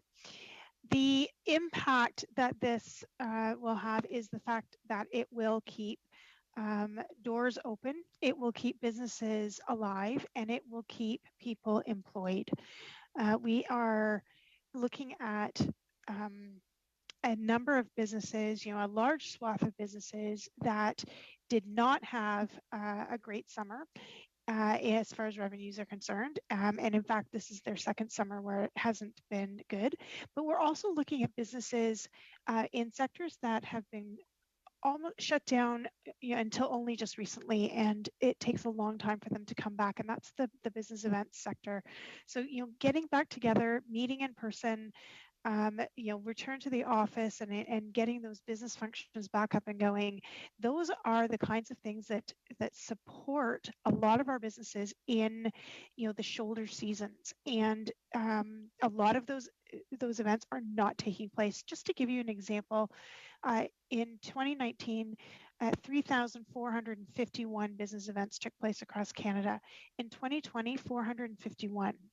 And those 451 took place in the months of January to March before the pandemic hit our shores. And since then, until about September of this year, that industry has been dark. And so the lack of revenue and the ongoing low bookings means that we could, see just an absolutely large, a large layoff of staff and a permanent closure of businesses that we don't want to see. That's very helpful. Thank you. Ma prochaine question est pour le. My next question is quite similar. In about 1 minute, could you please tell us what you think the impact would be of C2's programs on businesses across Canada?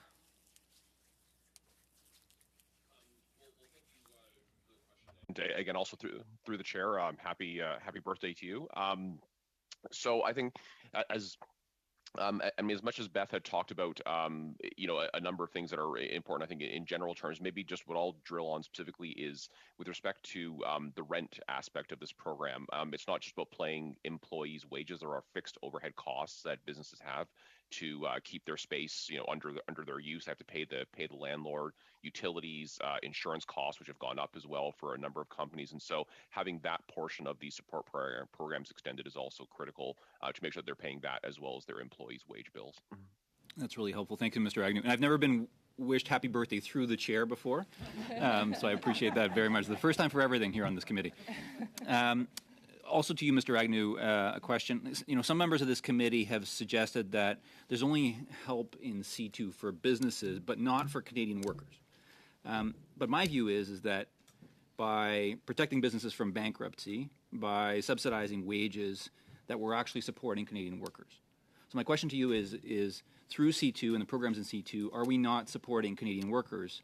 And if so, could you describe what the impact is on, what you think the impact will be on Canadian workers as a result of the programs in C2?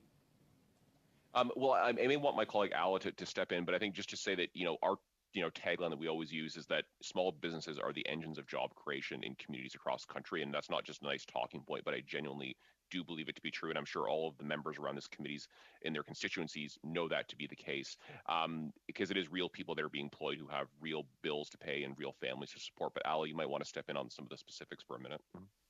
Yeah, no, I think you kind of hit the nail on the head there. But I think what I would say is that the wage subsidy program is making sure that employees can stay on payroll. So, it's protecting jobs in communities, especially where, as Mark said, a lot of these businesses are the life and blood of a community. I mean, they're gathering points. They're the main economic drivers of a community. So making sure that the citizens of the community remain employed is key. Thank you very much. Merci beaucoup. Thank you, Mr. Baker. I know it's your birthday, but that's the time. And we're moving to the block now. And Monsieur Champeau. Mr. Champeau. Thank you, Chair. Mr. Laperrière, we know that one of the problems for the independent workers of the cultural sector when they're going through difficult periods of scarcity, is that they don't get employment insurance because they're not necessarily eligible because they're independent workers. But the Quebec government recognized artists as having a special status. Do you think that it would be, if the federal government also recognized a special status and granted it to artists, do you think it would help these workers, and how? Answer. Well, that Quebec law is actually under review, and it does need to be overhauled. But if indeed a federal statute on the status of artists would certainly make many artists' lives easier, since they have many struggles on so many different levels. With respect to employment insurance, I think that is a program that also needs to be overhauled, and I think everyone agrees with that. I think it's obsolete in several ways, or out of date, rather. Now, for independent workers, including artists, there certainly is some overhaul required. I believe this is part of the work that the government should be working. There are more and more independent workers across the board, as everyone knows. Question. Very quickly, you talked about your structure that allowed you to fairly easily respond to requests from artists for assistance to get through difficult periods. We didn't talk a great deal about your capacity to absorb a bit more. What would you need should the government decide to agree with our suggestions, our suggestion from this morning, which is giving your foundation a substantial sum of money? Do you have the capacity to deal with such a thing, and what would you need from the government if not? Answer, yes, I did hear that announcement by your party leader this morning. Indeed, if we were to adopt the same model with the federal government that we had with the Quebec government, it would require a few adjustments. Our foundation normally deals with far fewer applications per year than what we would expect at the federal level. Thank you, Mr. Laperrière. Thank you. We're moving to the NDP and Mr. Blakey for 2.5 minutes. Thank you. I'll maybe just start by expressing some regret that the House business that's caused delays for committee has made it impossible for the witness from Campaign 2000 to be with us at the moment, and just to say thank you again to our other witnesses for their availability and willingness to stick around despite those unforeseen delays. To the witnesses from FINTRAC, I know you had said that in some of the cases that you identified where it appeared there was suspicious activity connected to CERB, that one of the indicators was accounts where people were bringing in CERB payments under many different names. And I'm wondering, when we talk about a CERB repayment amnesty for low-income folks, like, we know that if there's somebody who's stolen people's identity in order to claim CERB, or in some cases there were stories about people who went into seniors blocks and told them that they were eligible when in fact they weren't, and were taking a certain amount of their CERB payment as a kind of fee for helping them access a government program. And I'm using scare quotes because obviously that was just fraudulent activity. Do you believe that a repayment amnesty for low-income folks might help them be more upfront and forthright with government about what happened to them and how it happened, in order to catch some of the real fraudsters who were clearly taking advantage of people? It's a good question. I certainly sympathize and empathize with those that are in those situations where they are in low income and that they're being asked on whether or not they're being forced to repay any money. I'm not sure that I think when it comes to a broad amnesty or anything, that's certainly well outside of the scope of my my responsibility, and I don't think it's I'm well positioned to make any comments with respect to that. I think as a Canadian citizen, I would trust CRA and I would trust what they're doing and how they're setting up the program and what they are doing to help as many Canadians as possible. Fair enough. Well, maybe just take my remaining time to make the point that I do think that a lot of people who, people are embarrassed often when they're taken advantage of. They're scared when they're financially vulnerable and they're having to deal with large organizations they don't necessarily usually deal with, and they're not familiar with the language, and they're afraid of further consequences, and it can make it very difficult for them to cooperate when there's that financial threat. And so having an amnesty for folks to be able to tell their story and not fear further repercussion is certainly one element to catching Thank you, Mr. Blakey. the actual Thank fraudsters. you. That's your time. And now we're moving to the Conservatives and Mr. Stewart for 5 minutes. Thank you, Mr. Chair. I'm going to step in for my colleague just briefly. Oh, yes, Mr. That's your Chambers. indulgence? Yes, That's for fine. 5 Thank minutes. you. So just perhaps following up on, was unable to manage the clock appropriately, but for the Chamber and the tourism sector, there are multiple reasons why business revenues may be down. Of course, obviously, the largest contributor would be the current environment and COVID, and people's decrease in discretionary spending and travel. But other reasons and factors we haven't spoken about today, if you'd like to touch on them, I give you this opportunity, would be the lack of availability of labor. I know in my riding there are a number of, in particular, restaurants and others in the hospitality sector who have to close or shorten hours based on availability of labor. If they're not open, it's impossible for them to make revenue. So that would be one. And the other would be a government that introduces inconsistent, redundant, and confusing rules with respect to travel, and the effect that it has on decreasing people's willingness to go out and travel or spend money and book to come home. And so as part of the recovery, I think it's important that we also need to consider the effect that some government programs and rules has on individuals and their willingness to re-enter the travel market and tourism market and to spend money like they were previously. So you start with the Chamber and then to the tourism sector, if that's easier. No, well, thank you for the question. And so absolutely on labor shortages, we hear that time and time again, not just in the travel and tourism sectors, but certainly across the board in many industries. Probably begets a future study for the FINA committee. In terms of the travel restrictions, absolutely, it has become infinitely more confusing for people to navigate. Even, I'll be honest, people like me who are supposed to be following this stuff day in, day out, it is becoming more complicated because it varies by what country are you coming from, how long have you been out of the country? What is your mode of transportation? I saw a journalist tweet out recently several flow charts, not just one flow chart, but several flow charts. We shouldn't have to make it this complicated. We need to make sure the system is as coherent and science-based as possible. Show us the evidence and show us the data to justify why the rules are what they are. And thanks, Mark. And I completely agree with what Mark has just said. The other things that I think that need to be taken into consideration is that,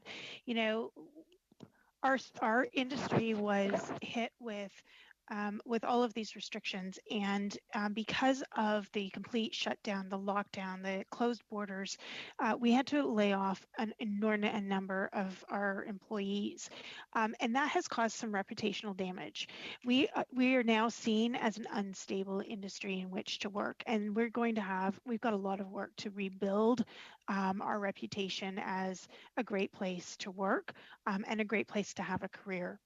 On top of that, you talk about the narrative, and absolutely we need to look at encouraging Canadians to get back to travel again. We need to rebuild that consumer confidence in travel, and one way of doing that is by really encouraging businesses to return to office. The other way of doing that is a one pan-Canadian system for travel, so that we are not causing confusion to the traveler. Once they get into Canada, they're in Canada, and there should not be differences for moving from province to province or province to territory. Thank you very much. Thank you very much, Ms. Potter and Mr. Agnew. I'll yield my rest of my remaining time through to the my chair. colleague. Thank you. Through the chair to the members of the committee. Given the testimony today and the business at hand, I think it would be prudent for the committee to invite the Canada Revenue Agency to appear tomorrow or at another day before this bill gets through, because I think there's a lot of questions where they could be overseeing the legislation. There's a lot of questions we could do well to ask the CRA, and I just wanted to know if I could propose that as a motion, and to see if we can get support for that. Just yes on this, Ms. Zerowitz. Yes. Yes, I think that perhaps having CRA officials might be a good idea, and if the opposition would be amenable to having it, whether it's today or Friday, tomorrow or Friday, I think that that's something that can be arranged. Yeah. Well, I think the main point is that we just invite them and try to get them here, as quickly as they could come. Yeah, clerk. I think we had some room for Friday. So as you mentioned yesterday, we have the minister from 11 to 1 tomorrow, the finance minister, and then we have a panel from 3:30 to 5:30, a panel of witnesses with the witnesses that the party submitted to me. And on Friday, I invited the Minister of Heritage, but I have not heard from the Minister of Heritage yet. And so there would be room for CRA to appear at that time if the committee so chooses. On Thursday or Friday? No, Thursday is full because we have the Minister of Finance at 11 to 1, and then a panel just like today from 3:30 to 5:30. What do you think, boys? Yeah, So move it. So I move to have CRA invited to appear this week if possible, but if not, after this week. Looks like we have. Yes, Ms. Chattel. Question. Should we know the specific topic that we will ask the CRA? It's related to anything with this bill. Anything with this bill? Yeah. I'm just saying because it's a big organization, and maybe if so specific to this bill, Yeah. but maybe my colleague may be also interested in the fraudulence or. Mr. I think I mean, if I I've could seen. Okay, I'll just recognize Mr. I saw Mr. Chambers, and then Mr. Blakey, and then I think Mr. Stewart wanted to. Thank you, Mr. Chair. I think it would be safe to recommend that officials would review the questions that were posed to officials yesterday and send individuals that would be capable of answering those questions that were unanswered yesterday. I think that would be at least a place to start, and we could go from there. Mr. Blakey, thank you. Agreed. Okay. And Mr. Stewart. Totally agree. I mean, obviously, it'd be in a perfect world we could have the minister and the deputy and a couple of the staff members that could answer yesterday's questions, but I agree as well. Okay. So we'll look to bring the officials in and see if we can get them in here, clerk, on Friday from the CRA. Okay, great. We're going to finish off this round. This will finish it. We are moving to the Liberals for 5 minutes, and Ms. Zerowitz, you have the floor. Yeah. Mr. Chair, is the motion passed? Do we have to The do it more motion has formally? passed. I did see that. There was no disagreement. Sure. Yeah. Okay. I didn't see any disagreement. I thought everybody was on the same page, but I you know what? I shouldn't assume anything after our first day here on committee. Okay. Okay, so yes, it has passed, and we are moving to Ms. Zerwitz. Thank you so much, Mr. Chair. I'm going to try to save the last minute and a half for Ms. May, who I believe might also have a question. So my question is actually directed to l'Union des artistes, mais je parle seulement en anglais. But since I only speak English, or rather, I'm a bit timid about my French. I will be asking the question in English. Thank you. Merci. You have a very nice accent. I have such a huge group of artists and those who work in the cultural sector. I have a lot of heart for them, and I'm one of their biggest champions.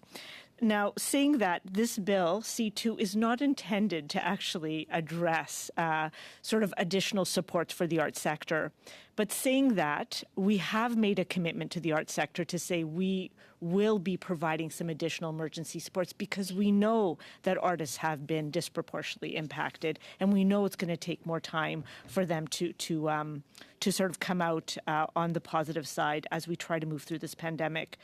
The Minister of Heritage, Pablo Rodriguez, has committed to developing a plan to support self-employed cultural sector workers. And I've actually held a couple of roundtables in my riding with my artists to sort of get their best ideas. And my question to you, Monsieur Lapierre, is what recommendations would you have for such a program based on your experience in supporting artists?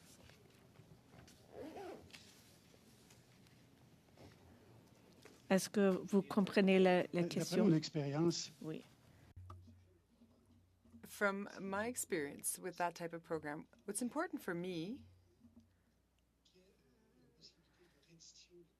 is that there be accountability and that the structure be as light as possible so that the available funds go to the artists as much as possible who really need it. Because too often we see programs being developed that have, with the best of intentions, it's not because people have ill intentions, not at all, but the money doesn't end up in the hands of the artists themselves, ultimately. So this is what I'm praying for. But one must be cautious with that type of program. That's why I'm proud of the experience that I had with my provincial government. As long as a plan is as efficient as that one, then, and I can tell you all about mine, I would be pleased to help you and help all the artists in Quebec and across the whole country, all the members of my artistic family. But there must be accountability, and the structure must be as nimble and flexible as possible so that the artists get the money. That's the main thing for me. Thank you.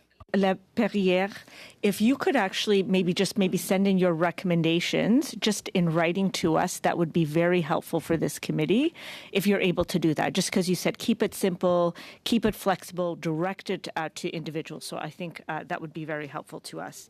And I think I have a minute and a half left, so I'll cede my time over to Ms. May. Okay, excellent. And I think Ms. May is virtual. Merci, madame. Thank you, madam.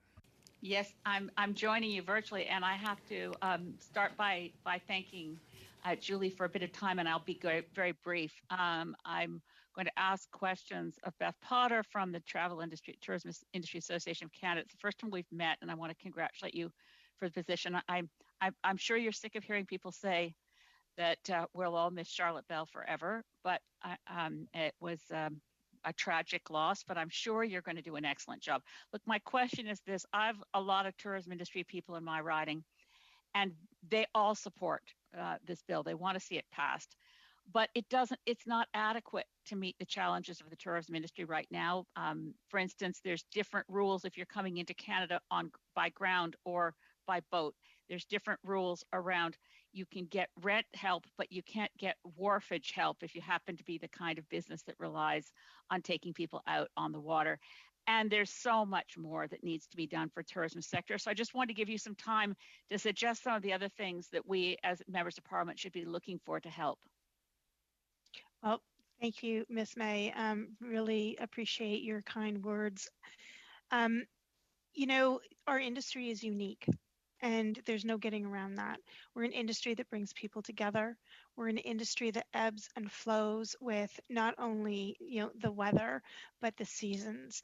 And we are at this point looking for every possible way that we can rebuild the industry to what it used to be, to get back to a vibrant industry that was growing and employing close to 2 million people here in Canada.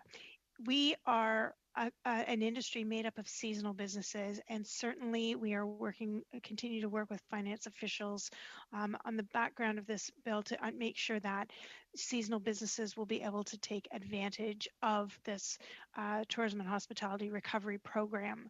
We are continuing to look for ways in which we can encourage Canadians to not only get out and explore their own country, but also looking for that pan-Canadian approach to moving people back and forth across our borders. Thank you, Ms. Potter. Thank you so much. And Ms. May, thank you for joining our committee for this last round, our third round of these witnesses.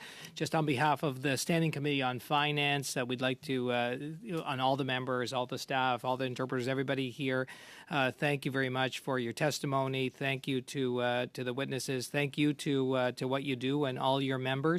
And we are hopeful that C2 will bring supports that are required by industry that has been very hard hit and hurt.